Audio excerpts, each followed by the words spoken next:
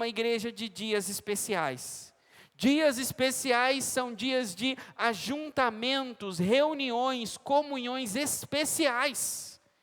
É dia de festividade, levar toda a igreja para uma chácara ou grandes eventos na igreja, reúne todo mundo, vem todo mundo. Precisa ter dias especiais, mas também precisa ter dias comuns.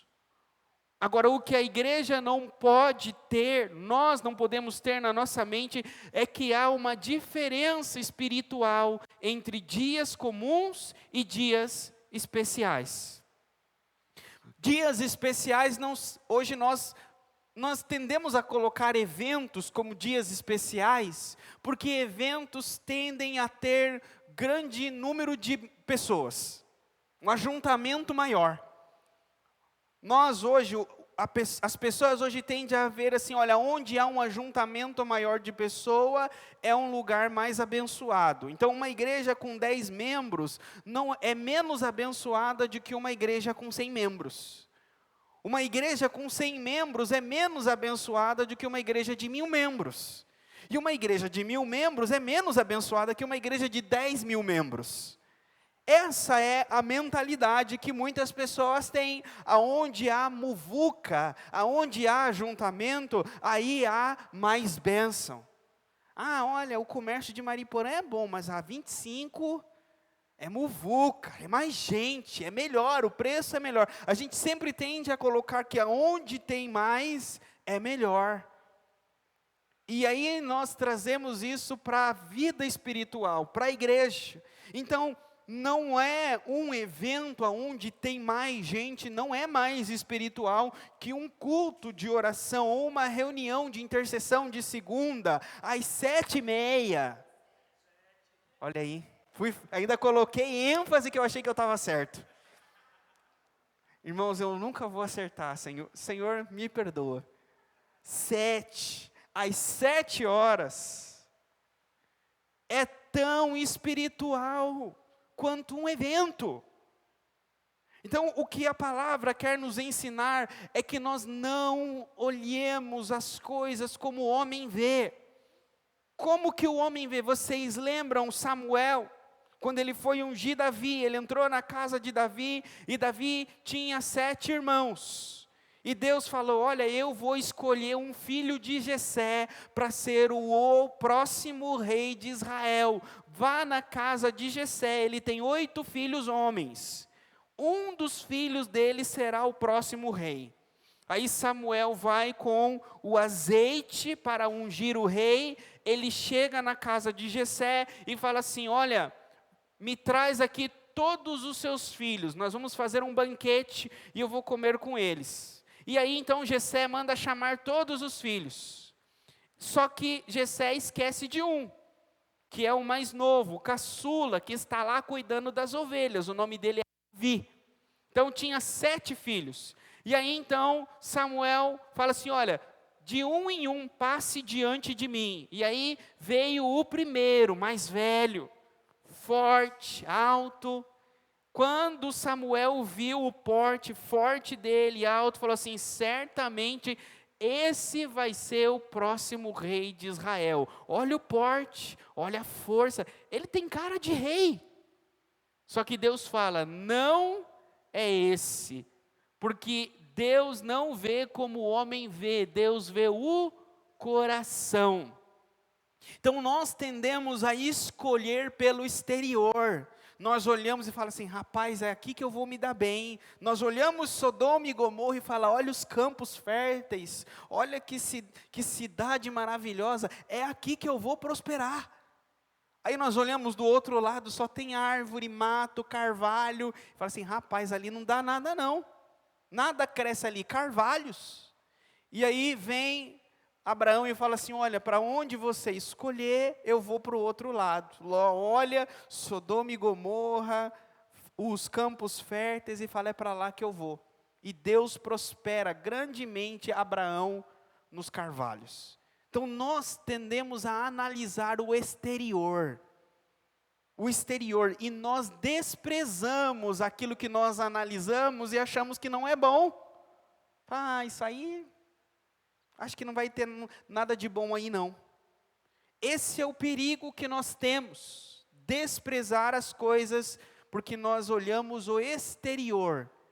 O exterior. As pessoas às vezes vêm na nossa igreja e falam assim, Ih, essa igreja aí quase não tem estacionamento, essa igreja aí não tem 5 salas para criança, essa igreja aí não tem ministério de adolescente, essa igreja aí, os jovens aí está começando agora. Tantas coisas que a nossa igreja não tem.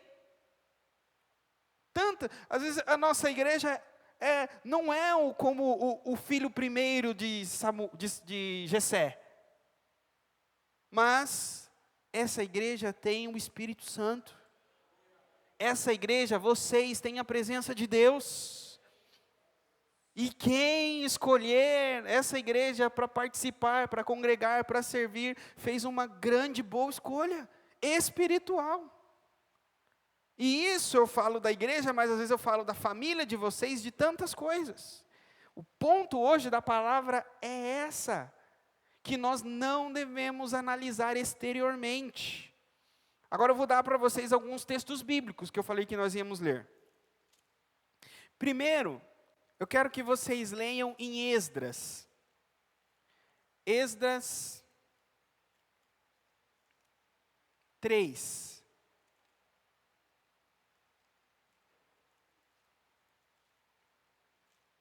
Está mais para frente. Esdras 3,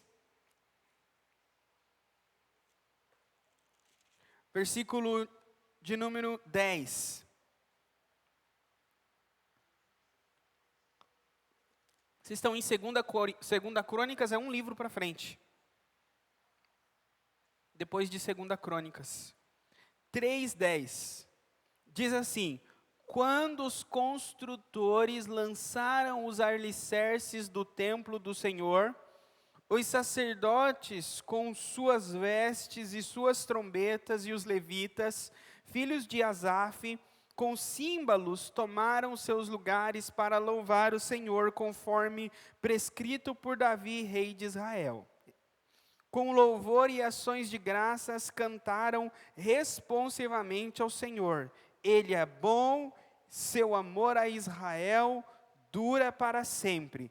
E todo o povo louvou o Senhor em alta voz, pois haviam sido lançados alicerces do templo do Senhor.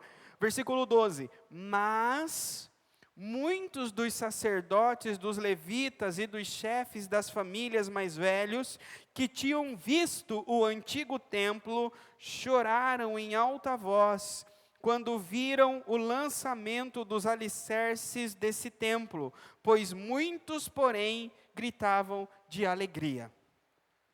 O que está acontecendo aqui? O povo de Israel voltou lá da Babilônia e começou a reconstruir a Israel, reconstruir Jerusalém. Então, reconstruir as casas, reconstruir os muros, reconstruir o comércio, reconstruir o templo. Então, eles estavam reconstruindo o templo e quando eles fixaram os alicerces, eles viram o tamanho daquele templo.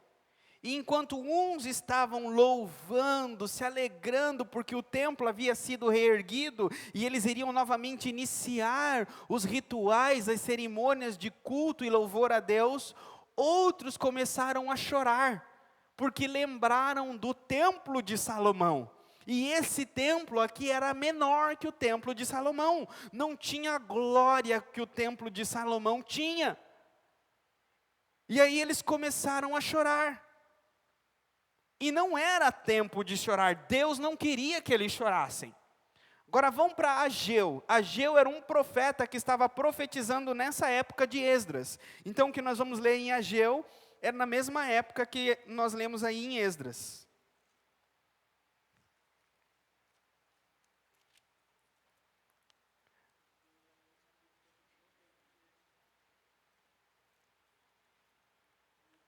Ageu 2.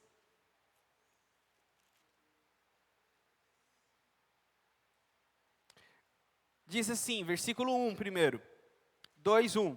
No 21º dia do 7º mês, veio a palavra do Senhor por meio do profeta Ageu. Pergunte o seguinte ao governador de Judá, Zorobabel, filho de Sealtiel, o sumo sacerdote Josué, filho de Jeozadaque, e ao restante do povo. Aí olha só, quem de vocês viu este templo em seu primeiro esplendor? Comparado a ele, não é como nada o que vocês veem agora. Coragem, Zorobabel, declara o Senhor. Coragem, sumo sacerdote Josué, filho de Jeozadaque. Coragem ao trabalho, ó povo da terra, declara o Senhor. Porque eu estou com vocês, declara o Senhor dos exércitos. Esta é a aliança que fiz com vocês quando vocês saíram do Egito. Meu espírito está entre vocês, não tenha medo. Assim diz o Senhor dos exércitos: dentro de pouco tempo farei tremer o céu, a terra, o mar e o continente. Farei tremer todas as nações, as quais trarão para cá os seus tesouros, e encherei este templo de glória, diz o Senhor dos exércitos. Tanto a prata quanto o ouro me pertencem, declara o Senhor dos exércitos. Aí agora o versículo tão conhecido pelos irmãos: a glória deste novo templo será maior que do antigo, diz o Senhor dos exércitos. E neste lugar estabelecerei a paz, declara o Senhor dos exércitos. O que aconteceu? Eles estavam construindo o templo, e os que viram a glória do templo de Salomão, a sua formosura, o seu esplendor, o seu tamanho, começaram a chorar. E Senhor, isso aqui é um filhote daquele outro. Esse aqui é pequenininho. E Deus está dizendo o seguinte: coragem, coragem. Primeiro, o que está acontecendo? Sabe quando a gente tem uma grande, vamos dizer assim, grandes bens, grandes bênçãos, a nossa vida, a nossa família está uma bênção. E aí, vem uma tempestade e varre tudo, leva tudo. Aí a gente agora se vê no fundo do poço, perdeu tudo. E aí a gente começa a reedificar, reconstruir.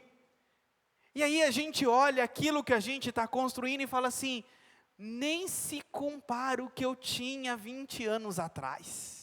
Nem se compara o que eu tinha na minha casa há 15 anos atrás. Aí a gente começa a olhar o templo de Salomão antigo que a gente tinha, que era grandioso, que era esplendoroso, grandes coisas Deus fez naquele templo, e agora a gente olha esse templinho que Deus está dando para a gente, e a gente fala assim: Senhor, a gente chora.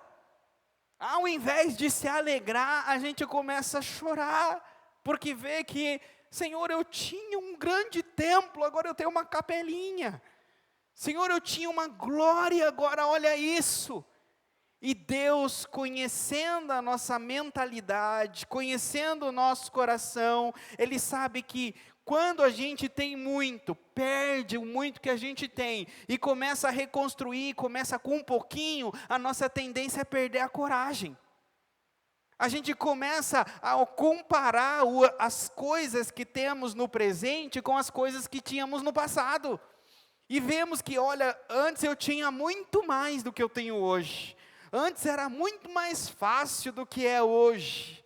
E aí a gente começa a perder a coragem de continuar trabalhando e edificando as coisas pequenas que a gente tem. Parece que na nossa mente eu só vou trabalhar, ralar, suar, se a coisa for grande. Agora, o que eu tenho hoje, as ferramentas que eu tenho, os recursos que eu tenho, só dá para fazer esse templinho. Eu não tenho mais recursos para fazer um templão de Salomão igual eu tinha no passado. Senhor, esse templinho, Deus sabendo disso, Deus está dizendo: Zorobabel, Josué, líderes do meu povo, coragem, Não parem de trabalhar, não desanimem. Não é porque o resultado da tua mão é pequeno, não é porque as coisas que você está fazendo agora aos teus olhos são pequenas, você vai desanimar e parar. Não pare. Sabe por quê? Porque Deus está dizendo: eu tenho uma promessa com você. A promessa não é com o templo que você tem, não é o tamanho da tua obra, a promessa é com você. Você estando num grande templo ou num pequeno templo, eu vou manifestar a minha glória na tua vida, na tua família. Você estando numa casa grande, numa casa pequena, num carro grande, num carro pequeno, num emprego multinacional ou num emprego pequeno, não importa o tamanho. A promessa de Deus é para com a nossa vida. Eu vou fazer na tua vida, num evento grande da igreja, ou numa reunião de oração, segunda-feira às 7 horas. Eu vou fazer. Não é o lugar, não é o tamanho do templo. É Deus que prometeu. E aí, Deus sabendo do nosso coração mole, Deus sabendo da nossa incredulidade, Ele fala o seguinte: ó, a glória da segunda casa será maior do que a minha primeira. Eu vou derramar mais glória nesse templinho que você está falando, do que naquele templão que você tinha. Você vai ver muito mais milagre na tua escassez agora, do que você vinha na tua abundância há muito tempo atrás. Porque eu sou um Deus dos milagres.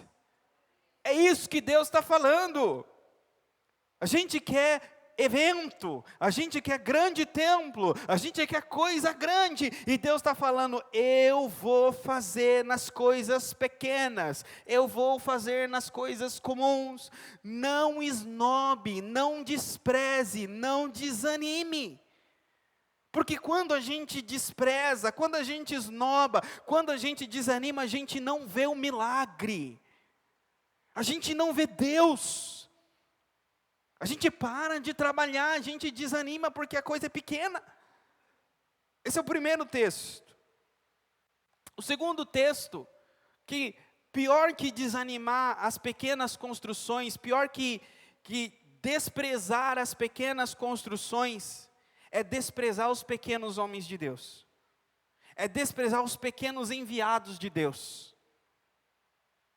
Olha só o que a nossa Bíblia fala em Isaías 53.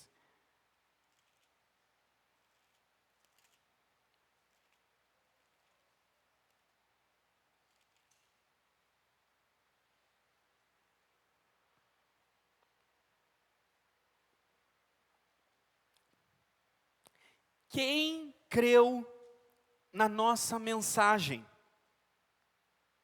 E a quem foi revelado o braço do Senhor? Ele cresceu diante dele como um broto tenro e como uma raiz saída de uma terra seca.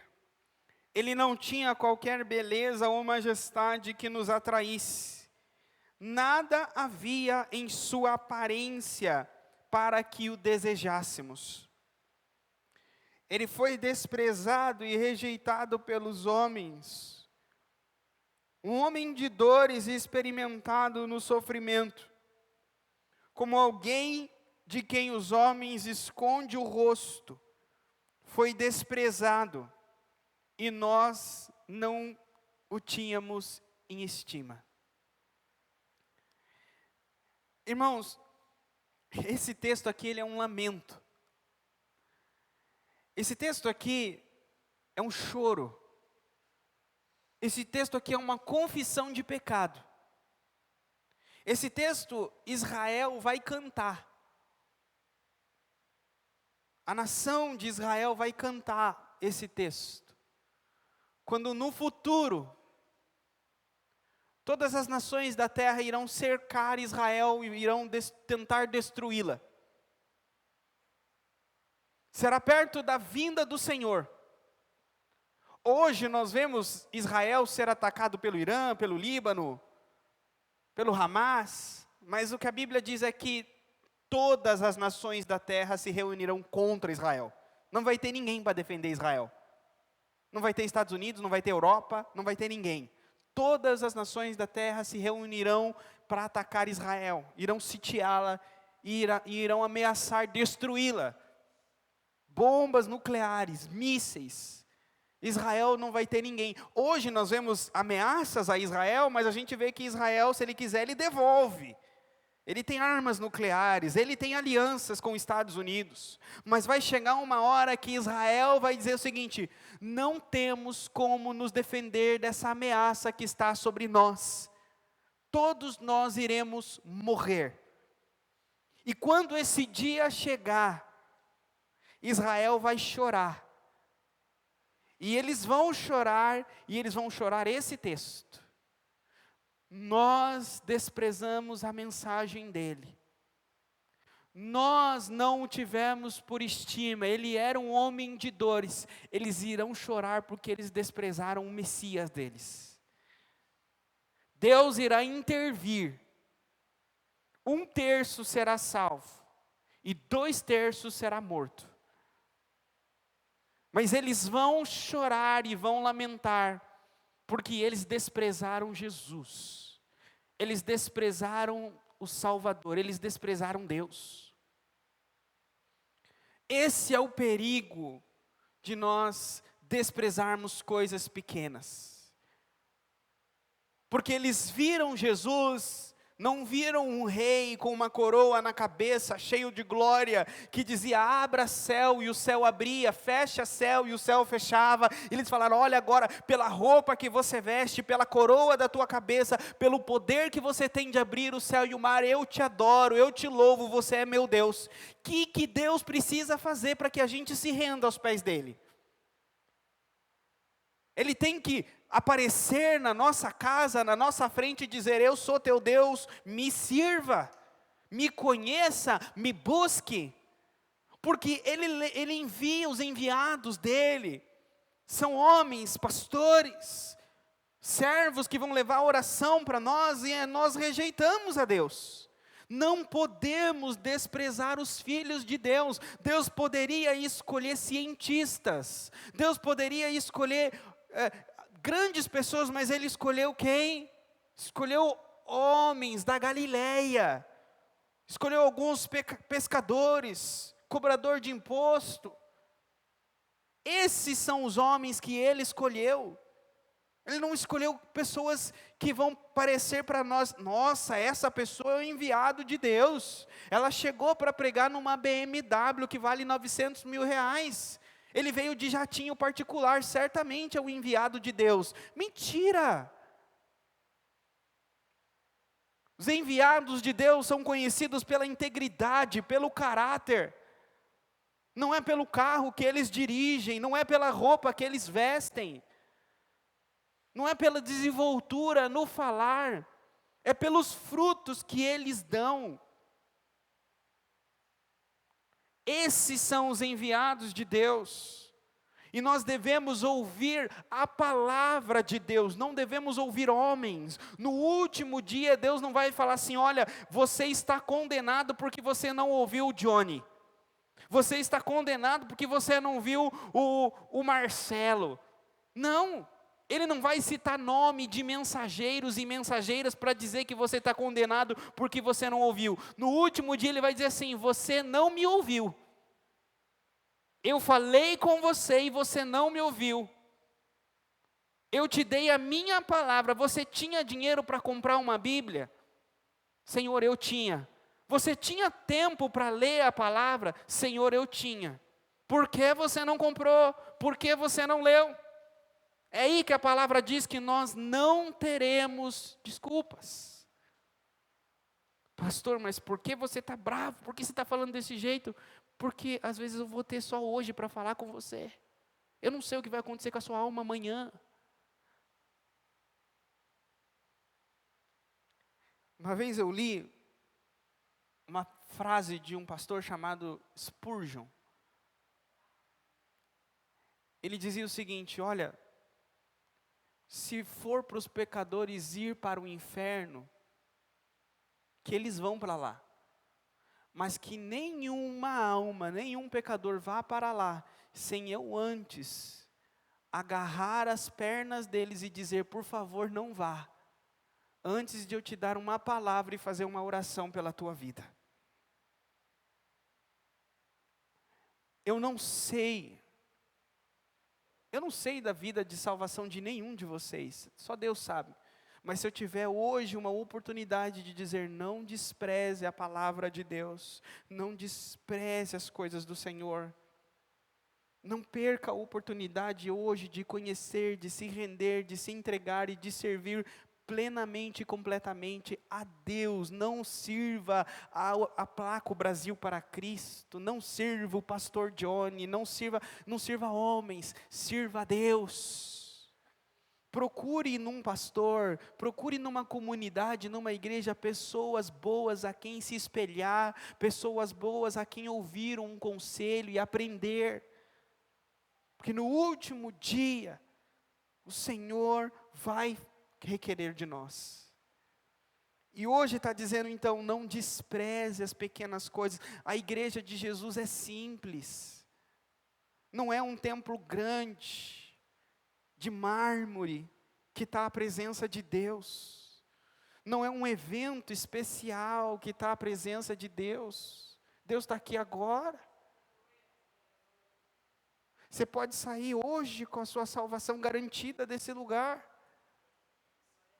A Bíblia diz que esse homem que eu falei para vocês, Spurgeon, ele foi pastor de uma igreja de 10 mil membros.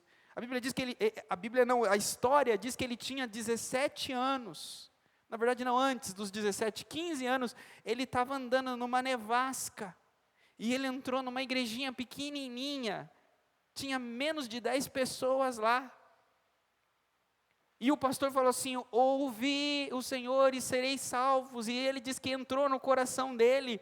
Ele já era filho de cristãos, mas ele não tinha entregado a vida para Deus. E a partir daquele dia ele entregou a vida dele numa igrejinha, numa nevasca com 10 pessoas. E ele se tornou o maior pregador dos dias deles em uma igreja de mais de 10 mil membros. Mas são pequenas igrejinhas, são pequenos espaços. Deus não faz acepção de pessoas, de lugares, de quantidade. Não despreze os pequenos começos. Não despreze o seu carro. Não despreze sua casa. Não despreze sua esposa. Não despreze seu marido. Não despreze as coisas que Deus te deu. Poxa, Senhor, poderia ser mais cheinho. Poderia ter um pouco mais de... Poderia, claro que poderia. Tudo poderia, mas é o que Deus te deu. E se você ter fé, e se você viver para Deus, Deus vai encher da glória dEle. Que gente que tem muito mais que você vai ter inveja de você. Nossa, pastor, e aí, o que eu vou fazer? Eu vou cantar Sabor de Mel? Quem me viu passar na prova e não me ajudou? Não, você vai ter misericórdia de quem tem inveja de você. Você vai orar por quem tem inveja de você. Você vai orar para que ela tenha muito mais e melhor do que você. Você vai ensinar para ela o caminho de ter aquilo que você tem. A frase de caminhão, né? Tudo é Deus. Tudo é Deus. Não desprezemos, irmãos, os dias comuns. Eu trouxe aqui um livro, eu vou citar para vocês, é a vida do Martin Lloyd Jones. É um pastor da Inglaterra. Ele viveu ele nasceu em 1899 e ele morreu em 1981. Ele foi pastor numa igreja em Londres, mas antes de Londres ele foi pastor na Irlanda. Enquanto ele estava na Irlanda, ele estava pregando sobre o avivamento. Então, avivamento são dias especiais, a igreja enche, lota, é aquela coisa, o avivamento que a gente quer. Agora, só que nem todo dia é avivamento, nem todo tempo é avivamento. Às vezes passa o avivamento e vem os dias comuns. E ele está falando sobre isso aqui. E ele está dizendo, olha, não há somente grandes experiências, mas também experiências comuns do dia a dia. E a igreja que continuamente ora por avivamento é uma igreja que não entendeu a sua missão. O propósito da igreja não é estar sempre num estado de avivamento, mas é também realizar o trabalho comum que lhe compete no dia a dia. Todavia, alguns se fixam tanto nesse trabalho comum que se esquecem de que é propósito da igreja ter ocasiões especiais. O que ele está dizendo? Que tem gente que só ora por avivamento. Senhor, eu quero um avivamento, eu quero um avivamento, eu quero um avivamento. Quer viver no avivamento, de agora até Jesus voltar. Quem quer orar só por avivamento e viver avivamento a vida inteira até Jesus voltar, são aqueles discípulos que sobem no monte da transfiguração, vê Jesus transfigurado e fala assim: Senhor, vamos fazer uma tenda e vamos ficar aqui. Olha o Senhor transfigurado, o Senhor aqui, Moisés, que glória, que avivamento, vamos ficar aqui na tenda. E o Senhor fala: não, tem dias comuns, vamos descer para o vale. A gente só quer ficar na montanha, mas Deus quer nos levar para o vale. Ai, Senhor do céu, vale, pastor. Deus quer te levar para o vale. Por quê? Porque é no vale que estão os necessitados. É no vale que Ele quer te usar. Existem pessoas lá no vale, só que nós queremos ficar no monte, só no avivamento. Só que tem problema também quem só quer ficar no vale. Não, só trabalhar, só dia comum, só vale. Não, irmão. Tem dia que a gente tem que deixar o vale e subir para o monte. Deixa os problemas no vale, deixa as dificuldades no vale, vai buscar uma experiência especial com Deus, sobe um monte, ora, busca, e depois que foi cheio, desce para o vale de novo. A vida cristã é uma vida de montes e vales, montes e vales. Aonde você está agora? Você está no vale e precisa ir para o monte? Ou você está no monte e precisa ir para o vale? Não é? A maioria de nós, da igreja hoje, ela está no vale. Mas ela não está no vale servindo. Ela está no vale se lamentando e se lamuriando. O vale está cheio de pessoas precisando da palavra. Mas a gente foca no nosso vale e fala: Senhor, quem precisa da palavra é eu. Quem precisa de Deus sou eu. Quem precisa da unção sou eu. E aí no vale nós queremos que o Senhor venha nos servir. Mas o Senhor está dizendo: não, você precisa ser bênção, você precisa servir no teu vale. Quando você servir no teu vale, você será servido. Então sobe no monte, busca poder e desce para o vale para servir os necessitados. Amém? Vamos para os grandes eventos da igreja para buscar poder, para no dia a dia da igreja continuar servindo os necessitados, participando dos dias comuns. Amém? Senhor, obrigado pela Tua palavra, que nos orienta, que nos dá a direção, e que ela venha, Senhor, produzir em nós os frutos para o Teu reino. É o que eu te peço e te agradeço, em nome de Jesus. Amém.